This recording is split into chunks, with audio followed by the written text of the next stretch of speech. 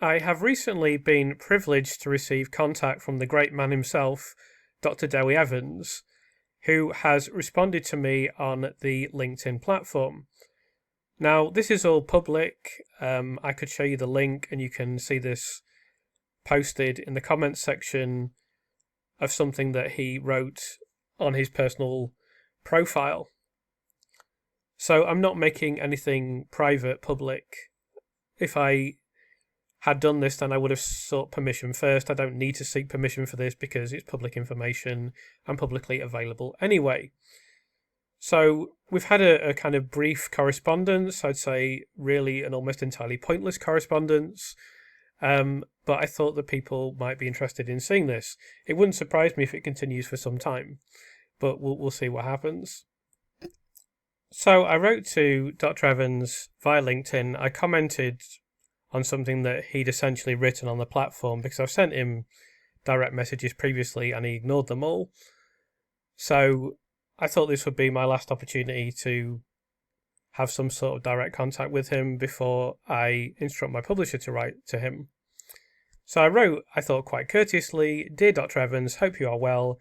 I have written a book on the Lucy Letby case which will be released in July and have previously contacted you to ask whether you would be willing to take part in an interview. Of course, there is no obligation to respond. However, I wanted to make one final attempt to contact you in case you would be willing to speak with me. If I do not hear from you, I will proceed on the basis that you would prefer not to comment, and you will likely hear from my publisher in the future. Thank you for your time and consideration. Regards, Chris." So I didn't think I would hear anything back, and then a few weeks passed, and then I did receive a message from Dr. Evans. Catching up on this message, not spotted earlier ones, not too involved with social media. So I'll accept for the sake of argument that that's true. Googled your contribution, sounds as if you have made up your mind, so why bother getting in touch with me? Just one query, you wonder why defence did not call any witnesses. Well, haven't you worked that one out for yourself? I look forward to reading your contribution. Any sources that are anonymous are of course worthless. So I did respond to this message and I said, "Thank you for getting back to me. I simply asked if you'd like to be interviewed as a professional courtesy. I'm not really seeking your views on the defence. I'm interested in asking you about your contribution. If you don't wish to speak with me, that is naturally your prerogative. You will learn of the identity of those that I've interviewed soon enough. It is not appropriate for these to be divulged at this juncture. However, I can't agree with your views on anonymous sources which are used routinely by media all over the world and that frequently offer valuable information. Furthermore, if something factual is provided by someone anonymous, the fact that they are anonymous does not alter the legitimacy of the information. Numerous witnesses were also granted anonymity during the trial of Lucy Letby. I wonder if you would consider their contribution to be worthless. With that being said, there is no further reason for me to communicate with you, and you will hear from my publisher at some point in the foreseeable future." So I thought that I wouldn't hear any more from him, but he has sent me another message since then. "Chris, just to correct you on one factual error of yours, I'm sure there are many. None of the witnesses who gave evidence at the trial were anonymous. Their names, professional background, etc. were disclosed to the judge, jury and legal teams, and they gave the evidence on oath. You know about that presumably, the truth, the whole truth and nothing but the truth. So their names were kept confidential, not anonymous at all, unlike your sources. Anyway, please, you are not interested in the continued correspondence. Wouldn't want to get in the way of any of your preconceived opinions now, would I?" So I responded to that. As mentioned in my previous message, I am not divulging the identity of interviewees at this time. This is not the same thing as being anonymous. With regard to the anonymity of witnesses, the identity of several witnesses was protected. They gave evidence behind a screen. In fact, Judge Goss felt the need to instruct the jury that they were to be treated exactly the same way as other witnesses. It is hard to see why he would offer this instruction if there was no tangible difference in their presentation. The same thing essentially applies to my sources as you described them. They are known to me, obviously. Additionally, unlike the witnesses in court, they will soon be known to everyone. I will assume after my explanation that you no longer consider contributions made by anonymous sources to be worthless, considering there was no response. Finally, again as stated previously, it is not accurate to state that I don't wish to correspond any further. I'm quite willing to interview you on Zoom. I have hundreds of questions for you, but you indicated that you don't wish to participate in this process. Once again, as mentioned previously, that is your prerogative. So hopefully that'll be the last contact that I have with Dr. Evans, given that this is a pointless conversation and I'm not interested in any kind of juvenile point scoring. Obviously, unlike him, I will keep things courteous. There's no need for me to engage in passive aggressive or kind of low-key insults or anything like that, as he feels the need to do. But if he says anything else publicly, then I will respond. I will feel the need to respond. But I hope this is the end of the conversation and I can just instruct my publisher to contact him and give him the right reply to the book. So in the remainder of the video, I'm going to answer as many of your latest questions as I can. The first one is, should the Thirlwall inquiry reconsider its terms of reference to focus more on hospital systems and consultants rather than assuming criminal acts? So the problem you have with the Thirlwall inquiry is that it's set its terms of reference. Its terms of reference are concretised. It's not possible at this stage to recalibrate the terms of reference. So that's put Lady Thirlwall in a very difficult position where to make any recommendations or draw any broad conclusions is essentially ridiculous, but she'd also have to stick her neck out quite a lot to go back to the state, even privately, and say, look, this inquiry is a disaster and a farce, frankly. It should be called the Thirl farce inquiry. Millions of pounds just poured down the drain yet again on something that has no value, no worth, and that will not help the NHS system in the slightest. If anything, it's going to be a hindrance. And of course, the Thirlwall inquiry hasn't paid attention to its own documents, which have been very revealing indeed. The basic answer to your question, of course, is yes. In any kind of rational or sane world, but of course, it should never have kicked off in the first place because those that are overseeing the Thirlwall inquiry, most obviously Lady Thirlwall, should have paid attention when a lot of experts wrote a letter to the Thirlwall inquiry. Obviously, that didn't happen due to various reasons, political reasons, reasons of pressure, the fact that she's probably somewhat of a compliant person in the first place to be chairing this inquiry, and so forth. And now it's essentially completely irrelevant. If anything, it's become at best problematic, at worst calamitous. Was Judge Goss warned about concerns regarding Dewi Evans? Yes, he definitely was. Lord Justice Jackson wrote to Judge Goss and informed him via this letter that Dr. Evans, the evidence that had been given by Dr. Evans in a previous court case, he described it as worthless, and he said that he makes no effort to give a balanced opinion, and various other points as well. So he absolutely was warned about Dr. Evans, and he should have been thrown out the case at that point, absolutely no doubt whatsoever. Why did the defence not push for a mistrial when questionable evidence such as the staffing chart was introduced? So I do know a bit about the defence strategy, and that is written in my book. So you'll be able to read that at the time that it's released. In terms of why they didn't push for a mistrial when questionable evidence was included, this can be for very technical legal reasons. I think usually a mistrial has to involve something that is either provably false or deliberately misleading, whereas the chart will be seen legally and by people who believe in the legal system and believe in jurisprudence and all this kind of stuff and procedure and policy. It will be seen as an argument that's being made by the prosecution that the defence can respond to. Why the defence hasn't responded adequately to the shift chart, I don't know. I don't have a good answer to that question. But it would be seen as a legitimate item of evidence, and it would be seen that it is the job of the defence to argue against that and discredit the shift chart in the mind of the jury.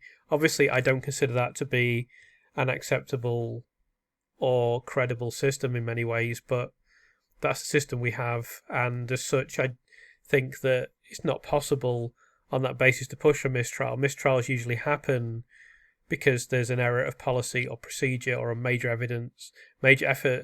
with the evidence, or a major error with disclosure. It seems that there were a lot of small things in this, relatively small, significant in my view, but relatively small problems, but none of them or even collectively they wouldn't constitute significant grounds for a mistrial, is probably the answer to that question. Was Evans the main expert witness for the prosecution, and how much of the case relied on his testimony? He was definitely the main expert witness for the prosecution, and I've estimated that the case is 95% based on his testimony. The reason for that is he is the person who theorised regarding all the infants. Dr. Sandy Bohin just essentially rubber-stamped his conclusions because his reports and his conclusions were passed to her for the so-called peer review, and the other experts in some cases didn't even read the case notes, and they would change their opinion. Marina, for example, changed his opinion after reading the reports and conclusions of Dr. Evans. So, and also, I should mention as well, they barely appear in the court case. They, I think I'm right in saying, I concluded that it was 92% of the time in court of all the expert witnesses combined is Dr. Evans and Dr. Bohin. It's certainly at the very least 85%, but I've calculated it to be approximately 90%. I actually calculated it to be 92%, but I'm willing to cut. It's difficult to calculate precisely because you have to estimate based on the record of the court proceedings. I'm willing to concede it may be less than 92%, but it's bare minimum 85. It's over 80%, definitely. All this court case is Dr. Evans and Dr. Bohin, after Dr. Evans, as we know, was the sole author of these theories, and the police had already decided Lucy Letby was guilty when they arrested Lucy Letby for the first time, when only Dr. Evans had looked at the cases. Paul Hughes has informed us of all this. So absolutely, Dr. Evans is instrumental in the whole process, and it's difficult, of course, to put a percentage figure on how much of the case relied on his testimony, but I've said a reasonable estimate is that it's at least 95%. That's generous. That makes the prosecution case look more credible than it actually is, in my estimation. Is there a possibility that the CCRC might not refer the case to the Court of Appeal despite new evidence? Yes, that is a possibility. I don't think it's likely, but it is possible. It's just something that we have to be aware of. If that doesn't happen, I don't know what would happen next. We're all going to have to think about it, and the representatives of Lucy are going to have to forge a strategy, and we'll have to see what happens next. It would be extremely surprising if the CCRC didn't refer the case, but we cannot. I cannot say categorically that will happen. No one knows what will happen. They don't communicate with anyone. They don't even communicate with Lucy's defence. So we don't know what they're thinking. We don't know what they're doing. And even if I did know, I couldn't really divulge it here. But all we can wait and see is what the CCRC does. But they absolutely, in the past, have not referred cases in which the defendant was ultimately proven to be not guilty. So we can't rule that out, sadly. Could the CPS theoretically drop most charges but retry a single count to preserve the conviction? Yes. As far as I understand it, they can do this. There will be all kinds of controversies, and whether or not they would do that, we don't know. But I have proposed this myself, that they could retry the unanimous cases, Child F, Child L, and Child O. That's one possibility that's available to them. And I guess the very, very last thing I think this is highly unlikely, but they could just try the case again on Child F and Child L, and that way Dr. Evans isn't involved at all. The problem, obviously, the prosecution has got is that Dr. Evans is involved in most of these cases, and he's basically already a complete liability and won't appear in court if there's a retrial, and no one would want to call him anyway. So they could, I suppose, go for, say, because he's still involved in Child O. That's the problem, because he said there was an air embolism with Child O. So if they wanted to put that case back in court, if they were to then change the method of death, that's the big problem that the prosecution, the CPS, faces, is that if they're going to retry the case, every single evidential aspect of the case has already been discredited. So that's a massive problem. The shift chart, for example, has been discredited completely, and the original prosecution case was enormously reliant on the shift chart, so they basically cannot use the original prosecution case, it would appear, unless they just want to be humiliated. So they'd have to change it, but then if they change it, then as far as I know, the defence can say, well, why are you changing this all of a sudden? This is a bit strange, because in the original case you did something different, so that would be a problem. If they drop 14 of the cases, then again, the defence can say, well, hold on a second, In the original case, you said Lucy Letby had harmed 17 infants. Now you're just saying it's 3.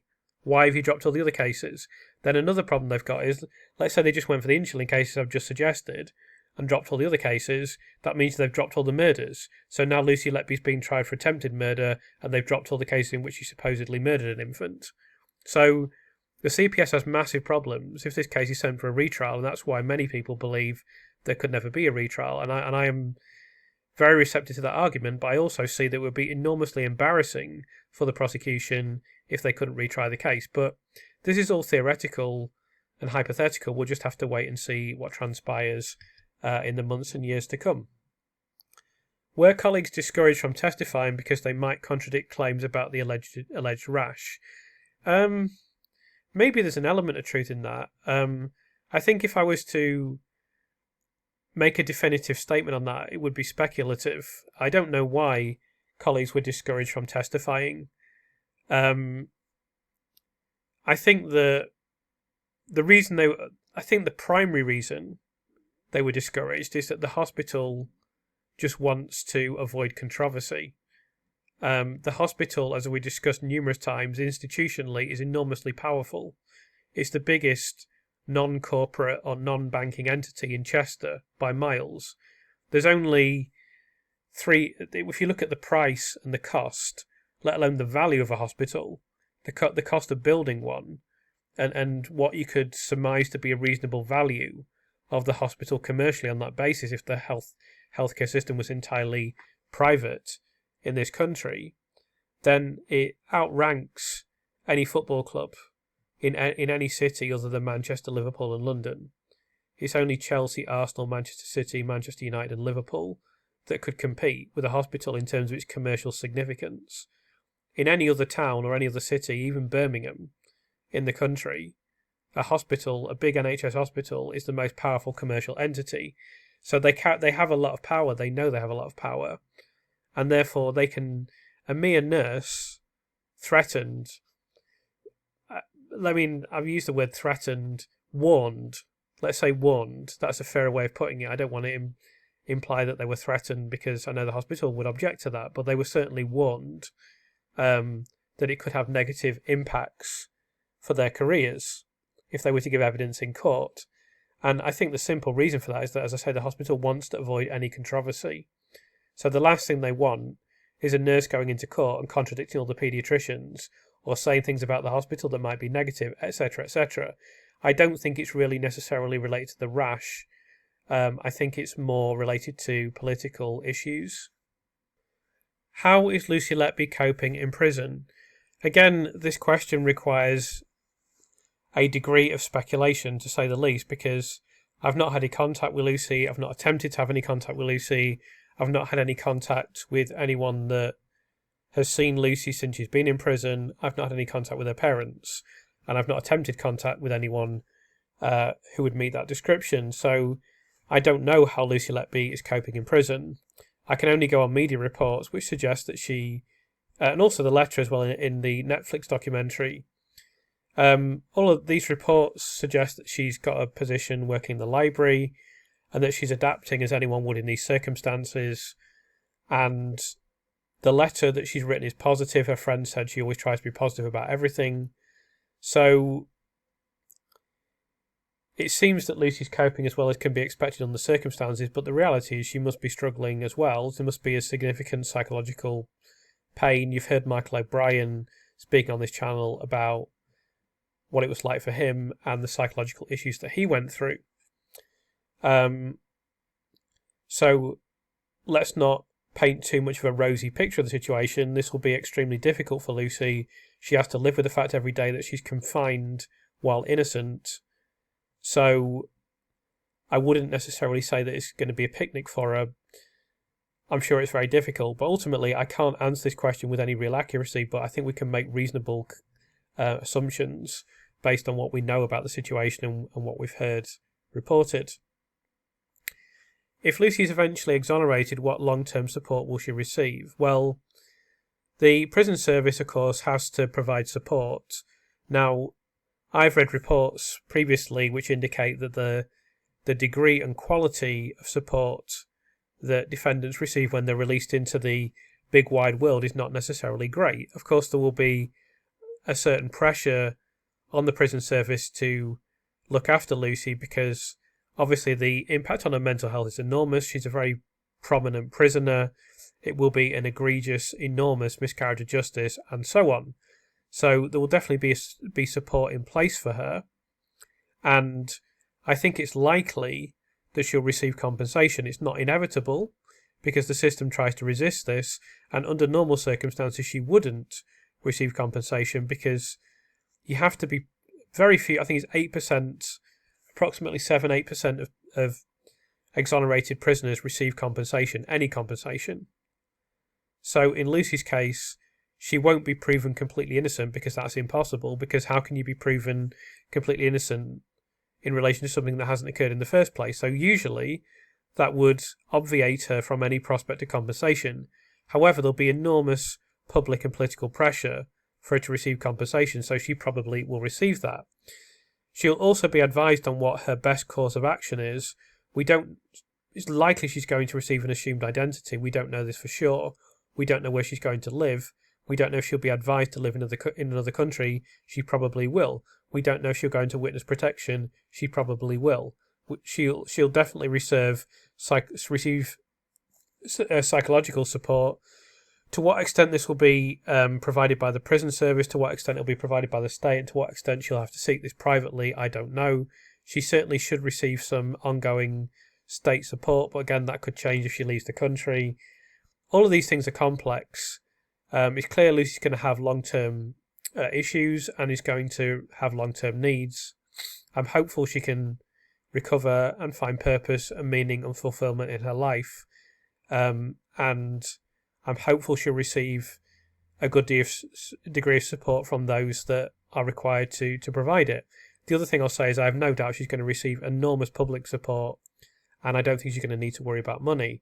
As I've said previously, I'm perfectly happy to write a book for Lucy on her experience and give that book to Lucy. It would be a lucrative book for Lucy. Naturally, I've not had any contact with Lucy, and that would be entirely up to her. I don't know if this will ever happen. I don't know if she would ever write a book herself.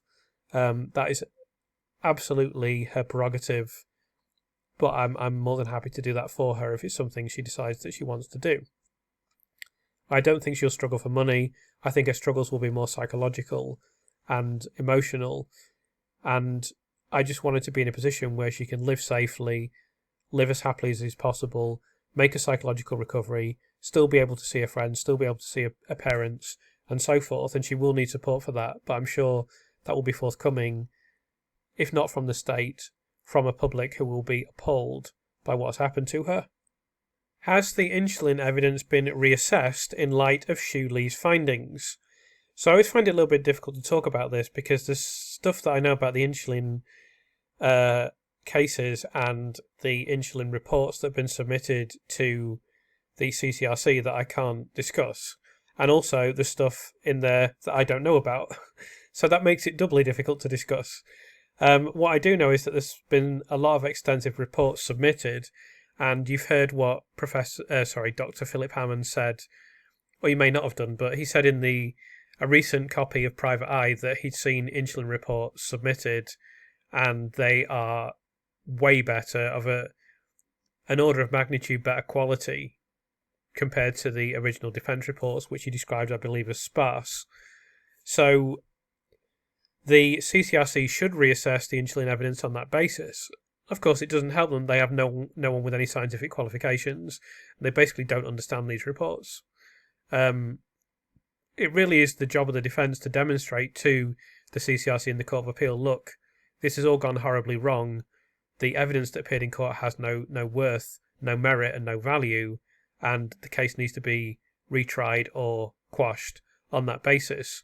Ultimately, the Court of Appeal cannot understand the insulin evidence, and they can't, and the CCRC can't understand it. I mean, the scientific and medical understanding of the Court of Appeal was made absolutely clear in its existing judgments, which were, to say the least, illiterate and nonsensical. I still haven't ever covered them. I feel like I don't want to go over them on this channel too much, because I don't know how interesting it is. You get into these legal arguments, and they're just endless waffle about nonsense, typically. When it's relevant and when it's going to be of interest, I try to get into it. I've kind of shied away from the Court of Appeal verdict for that reason, but at some point it is something valid that I could do, is look at the previous Court of Appeal verdict and discuss it.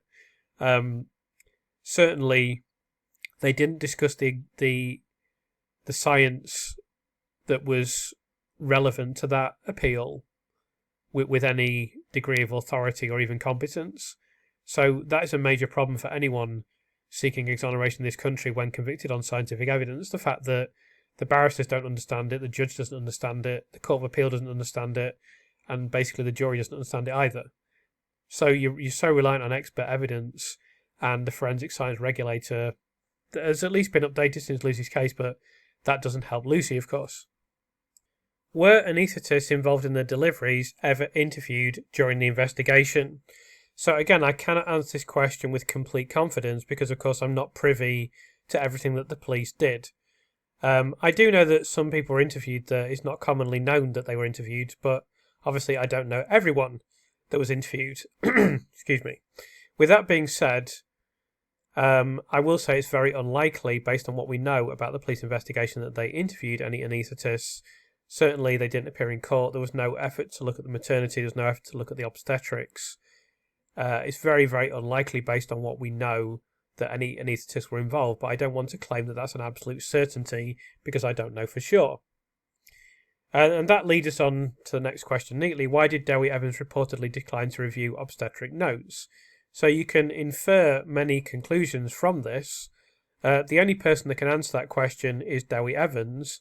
As we know at the start of this video, where I went over our brief correspondence, hopefully it will end. And frankly, unless he says something that I really need to respond to in his next message, I will just say, look, I'm not interested in debating these issues. They may be important to you. They're not important to me. I simply wanted to ask you if you have any question, if you would answer some questions related to my book. That is my sole reason for contacting you. I really don't want to get in a back and forth discussion with him because he seems to think these kind of things are important, kind of like a child would think that is important. Whereas for me, I'm not really interested in about his definition of whether or not someone in court was anonymous. I mean, okay, 20 people know who they are out of the 7 billion on the planet. And they're constantly described as being granted anonymity in the press. But, if he wants to claim they're not anonymous, that's fine. It's not really of any relevance to anything that I wanted to discuss. So hopefully, he won't say anything else because I do want to end this discussion. But he's the only person that can answer this question. But he's not willing to answer anything that I wish to put to him. I would definitely put this question to him. That would inevitably be on my list. He will get the chance to respond to what is written about him in the book, and we'll see if he has anything to say. Were microbiological cultures properly requested and handled according to guidelines? So again, because of the incomplete information that is available via the court case, we don't know for sure.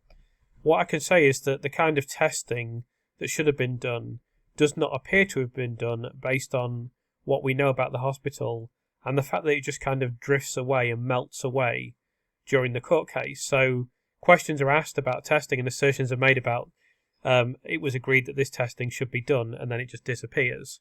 So I think it's very, very unlikely that the sort of microbiological testing that they should have done was indeed properly requested and conducted. In terms of whether things were handled according to guidelines, it's impossible for me to answer that question. Could Lucy's datix reports have been an attempt to highlight suboptimal care rather than evidence of wrongdoing? So undoubtedly, they were an attempt to highlight suboptimal care. When I say that, I'm not suggesting that Lucy was a whistleblower in the truest sense of the word, where she recognised something is very, very wrong and I need to not just shine a light on this, but whistleblowing goes a little bit beyond writing something on an internal messaging system. You can describe that as whistleblowing, I suppose, but she would really have had to have gone externally to an external body and say, look, things have gone very, very wrong. I need to mention this, because it has potential consequences for me, and it definitely has potential consequences for the hospital. So I don't think it's quite right to describe her as a whistleblower, but I think she was certainly attempting to highlight mistakes and errors, and as you describe it, suboptimal care. that was occurring on the unit. And that is absolutely what she was doing, and it is absolutely not evidence of wrongdoing. I will refer to what I've referred to many times previously, which is that a neonatal nurse who is someone who has reviewed all of the datix information is available. Of course, we don't have all the datix information available, but everything that is available and everything that was made available via the Thirlwall inquiry, and as far as we know, this will include everything that is made available to the court. The neonatal nurse who reviewed this said that Lucy was the most conscientious compiler of datix information on the unit, was committed to improving standards on the unit, which is indeed why she compiled this information in the first place. So that question could be answered in a single word, and the answer is yes. Were the arrest videos released before the verdict, and if so, could that have prejudiced public opinion? Given that I didn't follow this case until the verdict, I literally walked downstairs, heard something on the radio, and have been following it ever since on the day of conviction. I can't answer this question. My understanding is that the arrest videos were not released before the verdict, but I could be completely wrong about that. They could have been released. I don't think they are, though. I don't think they're released until someone is convicted. So I don't think they would have been. But if anyone wants to correct me on that in the comments section, please let me know. Naturally, it could have prejudiced public opinion if that had occurred, which is why it should never happen. My understanding is that the arrest videos were only released after the verdict. But if anyone would like to say otherwise in the comments, please let me know. Under what circumstances would the health and safety executive become involved in such a case? I think this would occur if the hospital directly contacted the health and safety executive to say there are serious problems, or there could be a whistleblower, there could be someone working within the hospital, or there could be a member of the public that contacts the health and safety executive and says that they have serious concerns. Whether an isolated complaint would be taken seriously, I don't know. It's very difficult for me to comment on that. But if they receive several complaints from members of the public, I would hope that it would be taken seriously.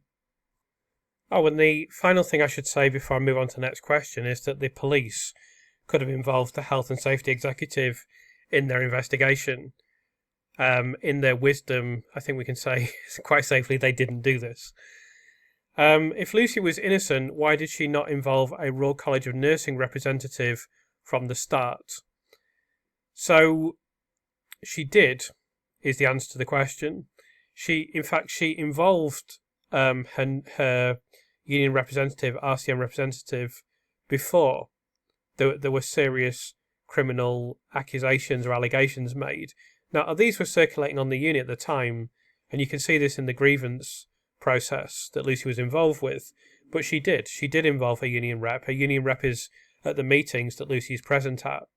It's notable in the Thirlwall inquiry that Lucy's voice has been almost entirely edited out of these documents. She must have said a lot more than we hear, but they've taken her out of the documents because she's not allowed to exist as a person anymore.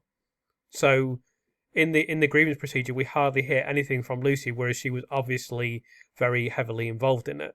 And she's a highly intelligent person. We've seen in court. She's very articulate. She's very knowledgeable. Clearly, she will have known her stuff, and clearly she will have known what was going on in the unit, what her position was, what she's entitled to say, what she needed to highlight, and she will have contributed a lot to that grievance. And yet, we've heard nothing. You can tell from a letter she's written that she's an articulate person. And I mean, I've got comments on her nursing capabilities from people that knew her in my book, and it's very clear that she was considered to be an exemplary nurse. So the idea that she sat there in complete silence during her grievance is untenable. But she did, in answer to your question, she did involve a Royal College of Nursing representative from the very start of the process.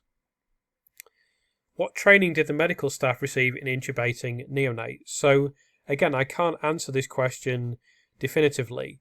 What I can tell you is that Professor Colin Morley, of course a very highly regarded neonatologist, did tell me that he believes frequently in the NHS system, and I think across the healthcare system as a whole, I don't know the difference between staff working privately and in the NHS, he told me that they don't receive adequate training for intubation anymore, and that this means that staff working on neonatal units are often insufficiently prepared for intubating real-world infants. As to what the situation was at the Council of Chester, we can't say with certainty. In theory, they should have received the same level of training as any other hospital, as any other level 2 neonatal unit. We don't know for sure. All we can say with some certainty is that the standard of intubation on that unit was quite poor. You've heard several neonatal experts say this on this channel previously. Was the grievance decision document presented as evidence in court? It was mentioned very, very briefly. I think I could only find one occasion, on which it was mentioned. The full context was never communicated to the court. Now, you could argue that's a mistake of the defence, because the fact it was mentioned means that it wasn't ruled out by the judge in the same way the RCPCH report was ruled out. So the defence could have made a lot more of the grievance had they chosen to do so. Now, it seems that the defence did not wish to do that, based on what I've seen, which is that it was never mentioned, and I've seen no mention of it in any of the transcripts that I've seen. So it was an extremely minor element of the court case. As to why it wasn't used more forcefully by the defence, I really don't know. But it was, in a way, mentioned. In fact, I think it's the prosecution who mentioned it. I don't think it's even the defence who mentioned it at all. So I wouldn't say it was used evidentially, but it was mentioned in the court case, and it could have been used in more depth. So that brings you neatly to the second question of whether the jury were aware that the grievance process upheld all of Lucy's complaints and instructed doctors to apologise, and the answer to that question is no. It was only mentioned in passing once. The details of the grievance, the significance of the grievance, Lucy's complaints, and the instruction of the doctors to apologise was never mentioned in court, because the one mentioned the grievance process passed by very quickly and there was no contextual information given. How could the prosecution claim Lucy altered clinical documentation without clear evidence? So it's not just that there isn't clear evidence, there is no evidence. At some point in the future, when I get the time and opportunity, I want to make a video showing that every single instance in which the prosecution alleged that Lucy altered clinical documentation is fabricated. There's no supporting evidence whatsoever. In answer to your question, the kind of simple answer to the question is that is just how the system works in this country. The prosecution is basically allowed to say anything as long as they don't break procedural rules, or as long as the judge doesn't overrule something. So in many court cases, there's just this kind of fabricated evidence, or these ridiculous arguments that are made, all manner of different strategies and techniques are used to try and convince the jury. So I mentioned in a previous case, a gentleman was convicted of spying for Russia. Now, this could be absolutely true. I have no idea whether it was true or whether it was not true. But one of the items of evidence, or certainly something that the prosecution raised in court, whether or not you can describe it as evidence, I don't know,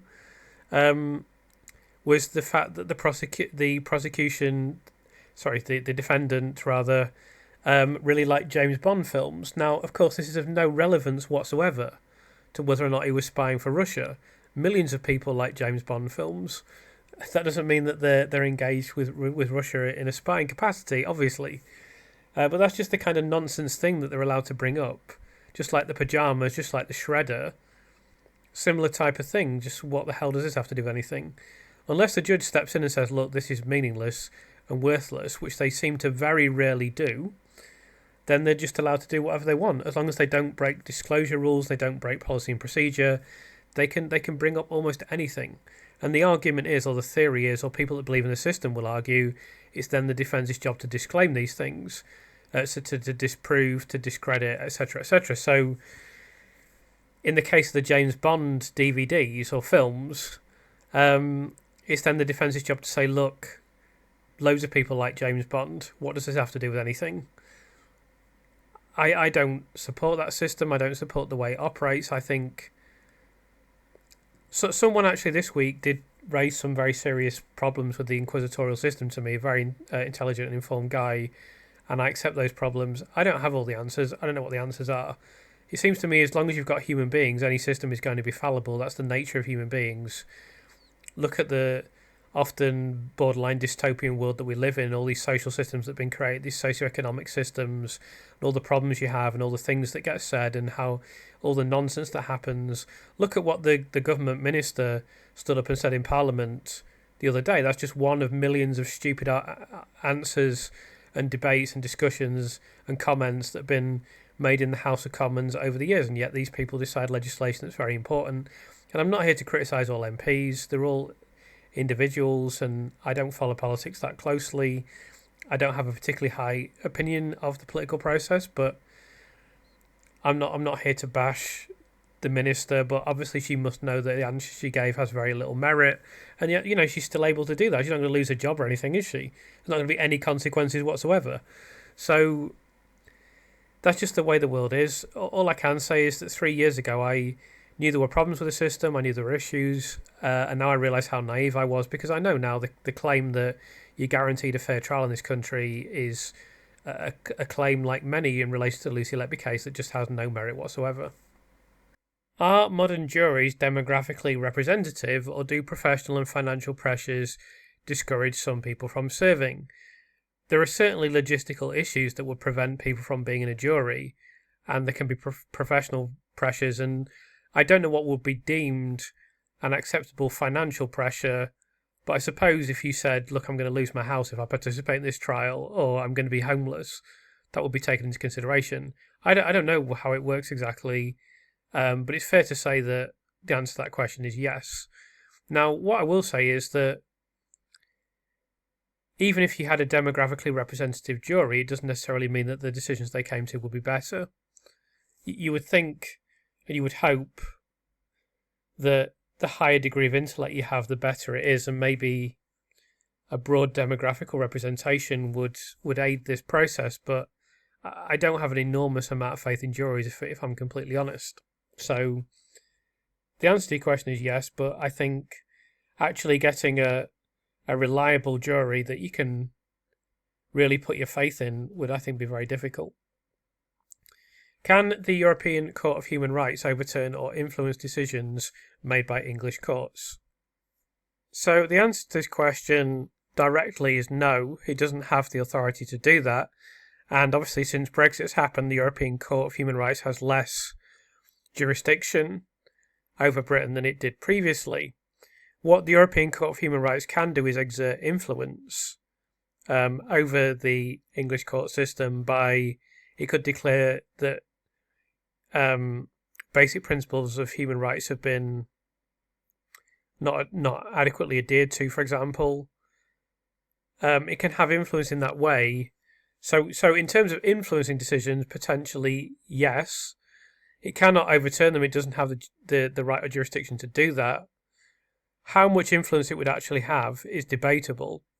Another thing is that a lot of these bodies can be fairly toothless in many situations. So the European Court of Human Rights sounds incredibly powerful, but they may just look at the Lucy Letby case and say, well, she's been afforded a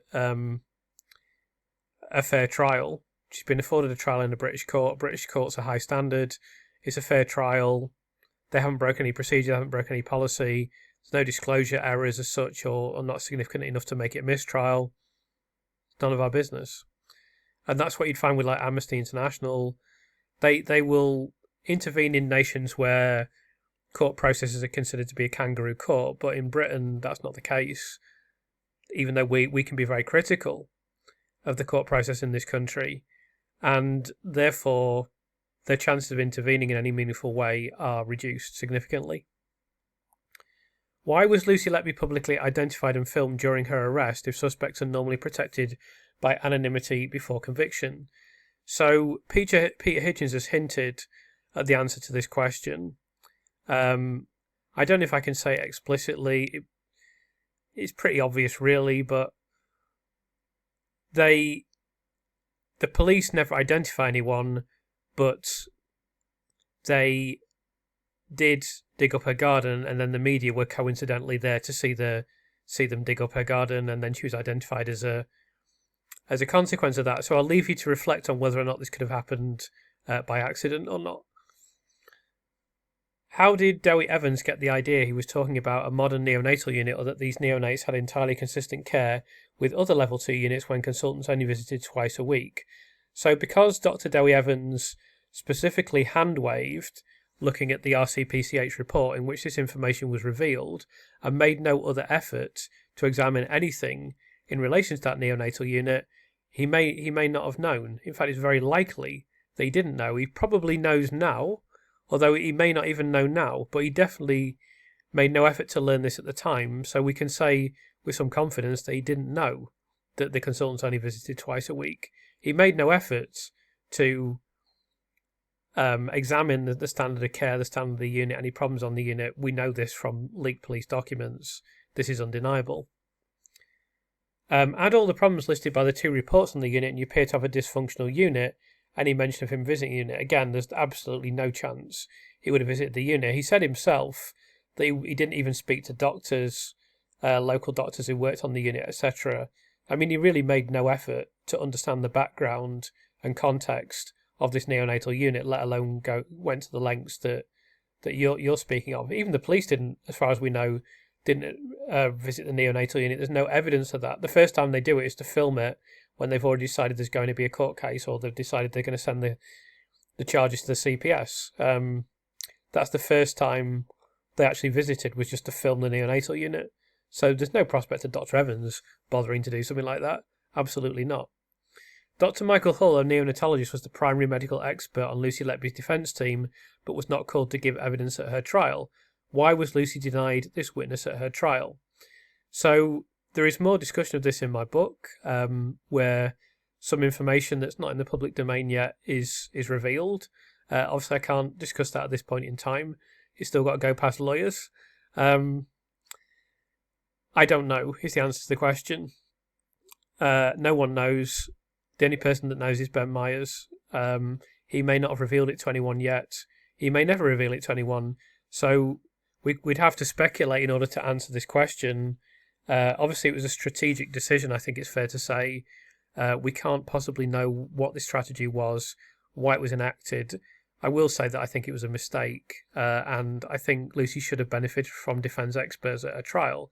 Arguably now it's an advantage for her because the fact that she didn't have defence experts can now be cited. So that helps her in her appeal. It didn't help her a great deal at the time, I would say. How much hatred must professional people have inside them for this dedicated young nurse in order to uphold the condemnation to life imprisonment for this farcical nonsense? I will never see doctors or the police or judges the same again. So you probably know this already, but let me tell you something about human beings that if you haven't discovered this already, you're going to discover this in the rest of your life. Most people act in self-interest most of the time. And when you see acts of kindness, these tend to be fairly isolated incidents. You occasionally will see some kindness from, and there are a lot of kind people out there, and I've met so many amazing people through doing this. I'm so grateful. And that's been a massive silver lining in this very dark cloud. But ultimately, most people will act when there's something serious that is going to seriously impact on their lives, seriously impact on their career, their financial status, their well-being. When they feel that they could be made vulnerable, most people will act ultimately in self-interest. And the reason for that is we have defense mechanisms built into our brain that are primeval, that dictate for many people that whatever conscience they may have about something, they will still act in self-preservation. Just as an animal with a more basic brain chemistry and brain anatomy than ourselves will just always act in self-preservation all the time. Like they don't have morals and ethics. They operate on instinct. They can problem solve. They can act very intelligently. Kiko is highly intelligent. She does amazing problem solving. Like one of the things she does is I take her in the woods and there's a stream and there's like ponds and so forth. And because there's a waterfall, there's quite a significant current in this stream. So she'll take a ball into the pond and it'll drift away. And at some point, she worked out, hold on a second, there's a little spot here where there's no current. So she'll go to that little spot where there's no current. She'll place a ball down. No, it's not going to drift off. Have a drink, pick the ball up. Very, very clever. And I've seen her do lots of problem solving. She's a very intelligent animal. She's very, very gentle. She's very sensitive. She's not aggressive. She doesn't have any hate in her or anything like that. But she's not moral or ethical. She just follows her basic instincts, her basic behaviours, what she learns from seeing in the world. But she cannot think, would it be right for me to chase this cat, or would it not be right for me? Unfortunately, she will always chase the cat if given opportunity. And I will never be able to explain to her, don't chase the cat, Kiko. That's not very nice. I don't think she's ever going to have a good relationship with cats, unfortunately. I'm sorry for those of you that have cats. I do keep a tight rein on her and make sure she doesn't chase them at all, if possible. Although occasionally there's just some unfortunate incident that can't be avoided. I mean, there was a cat that wandered randomly into the woods one time, and Keeks was off the lead, and I'm like, well, I'm not going to see her again for a few minutes, unfortunately. But typically, I do keep her under control. But the point is, she can't say, right, what would be the right thing to do here, and human beings can do that. But I would suggest to you that most or many do not a lot of the time, and as soon as it gets serious, those percentages go up rapidly. If you have to have the courage to say, I'm going to put my own neck on the line because it's the right thing to do, very, very few people will do this. Very few people will put themselves out in order to help someone else in a significant way that's making themselves vulnerable. That's just not the way people work. It's because of this primeval brain structure we have, sometimes described as the triune brain model. I know there's been some debate about the validity or otherwise of this, but there's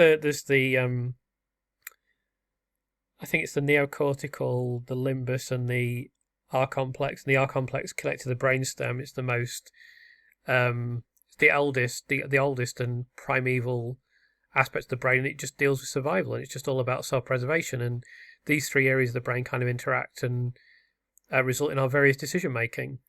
And our brainstem and these instincts of self-preservation are enormous. And that explains a lot of human behaviour that you see. And that's why professional people who are theoretically intelligent can, uphold this, as you describe it, farcical nonsense, because they just think, well, I can't do anything because I'd have to face the consequences. And they haven't got the courage, the decency and the morality to do that. Just reading Unmasking Lucy Letby, the Coffey and Moritz book, where they question the New Yorker article and highlight cases of baby F, L and O, what would be Lucy Letby's possible defence in these cases? So it's difficult to give a succinct answer to this question, but in the case of child F and child L, I've discussed the insulin cases earlier in this video, there is evidence provided that the physiological makeup of neonates means that the inferences made in court are poorly founded. In the case of child O, there is overwhelming evidence of medical errors on the unit, and frankly, what was put in the court case originally is farcical. Obviously, I've read this book. I've given my opinion on it previously, so I'm not going to comment on it again. But I make no mistake, Lucy Letby would have a very robust defence in court if the prosecution were to put these cases in court for a retrial. Great video as usual, Chris. You did not mention this in the video. Why did the judge ignore the letter sent to him by another judge voicing his concerns over the CPS expert witness Dr. Evans, who gave evidence in one of his trials? So I should have put this a bit earlier, I suppose, because I kind of addressed this earlier in the video, but the reason is, at least according to the judge's rationale that he voiced, is that he decided the jury could decide whether or not Dr. Evans was a legitimate and reliable expert rather than making the decision himself. I mean, it's not like he's paid a decent salary or anything to do the job, so, I mean, why should he make any decisions? It should obviously go to the jury, who are being paid an absolute pittance, probably against their will in many cases, to sit there in court for 10 months. But, I mean, why should the judge make a decision? Let's just leave it to the completely unqualified jury. I would like to see the CCRC instruct a new police force to investigate the hospital properly. Is that within their powers? Is it within anyone's powers? It's not within the power of the CCRC to instruct a new police force. They definitely do not have that power. They are solely there to assess an application to appeal and decide whether it sends the Court of Appeal. That is their only job. They have no other duty or no other power whatsoever. It is within the power of the state to instruct a new... the state has the power to say, Cheshire Police are completely incompetent, we're disbanding them tomorrow. Obviously, we'll take a little bit of time to go through a legislative process.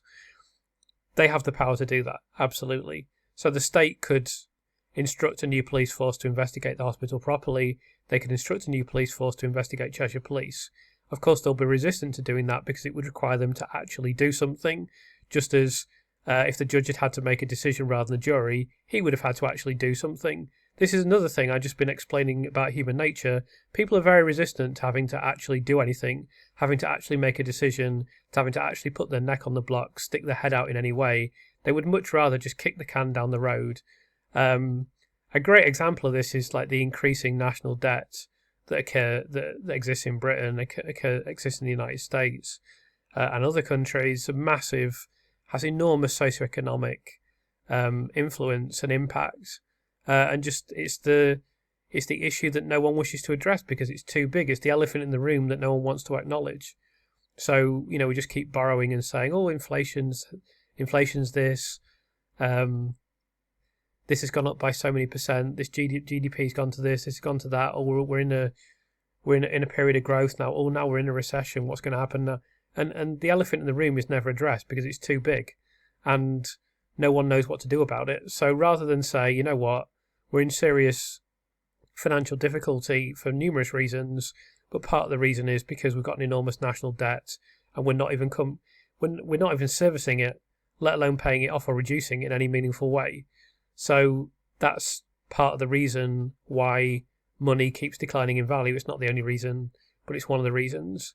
And that's why your standard of living is declining, and that's why it's getting harder to make ends meet. Again, it's not the only reason. But it's just too big. No one will ever address it. So they just think, oh, just stick to simple things, stick to little things. Don't address this because it's too big. It's too big to, like the expression too big to fail. This is too big to address. We'll just do a few little things here and there, and then hopefully we'll get elected next time. And if not, I'll be in opposition. I'll go and get a job somewhere else. If I get voted out, and if I want to be a backbencher for a while, that's just human nature. Human nature is to avoid making difficult decisions, and to think everything's fine the way it is now. I will just ignore this. I can't remember if I mentioned the film When the Wind Blows. Recently I was talking about nuclear war. I think I probably did. But you should. When the Wind Blows is a masterpiece film made by Raymond Briggs, who made The Snowman. But this is a much darker, much more serious, much adult film. I think The Snowman is good, but obviously it's very much aimed at children. And in that you see a couple who cannot face up, or are unable to face up to the situation of they're going to be a nuclear attack from the Soviet Union at that time. And it's the psychology you see in that film is entirely believable. One thing that I've been wondering, is there any ongoing investigation on behalf of Lucy? Specifically, I think it is worth investigating how the consultants managed to be convinced there was murder. So the answer to your question is no, there's no investigation. The only thing that's taking place at the moment is a Thirlwall inquiry, which assumes Lucy's guilt. So it's definitely... There's no doubt the consultants will come under scrutiny when Lucy's exonerated. That's baked into the cake. But there's no investigation currently. There's no political will to do that. When there's been a legal decision, the political will have to be found. No doubt, it will be found because it will make the system look very bad, and that's not what the government wants to happen. Finally, this is the final question. Also, there is some mystery, at least to me, about how Dewi Evans became involved in this case. His story does not hold up and should be looked into. It is very suspicious how he then chose the other experts. All of this could be just bad luck, but shouldn't all this be further examined? So again, when Lucy is exonerated, this will be examined. In terms of his story, that most of that appears to be correct, because we've got the documents from the National Crime Agency and so forth. So his story about how he became involved in the case is broadly correct. He has changed some of the details regarding the newspaper and so forth, but I think for the most part it's true. the way he's presented it, of course, is disingenuous, but I think the actual details are broadly correct. It's obviously shouldn't have been allowed to have been involved in the selection of other experts, as we now know that he was. That's a mistake by Cheshire Police. It's not bad luck. I mean, it's just bad process, bad policy, just a bad constabulary that's incompetent. But as we learned from a tweet that I put out recently, that's the norm across the police, unfortunately.